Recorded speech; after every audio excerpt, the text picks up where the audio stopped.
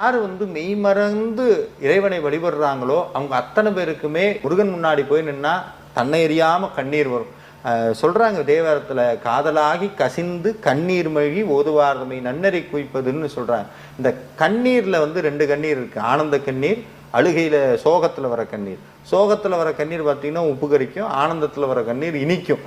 அப்ப சுவாமி முன்னாடி நம்மளுக்கு பெருக்கிறது ஆனந்த கண்ணீர். இந்த உடல் ஒரு கவிஞர் அழகா சொன்னார், உலகத்திலேயே சொல்ல முடியாத அத்தனை வார்த்தைகளையும் சொல்லக்கூடிய ஒரே மொழி கண்ணீர் தான். அந்த கண்ணீர் கடத்தக்கூடிய விஷயங்கிறது வேற எந்த மொழியினாலும் முடியாது.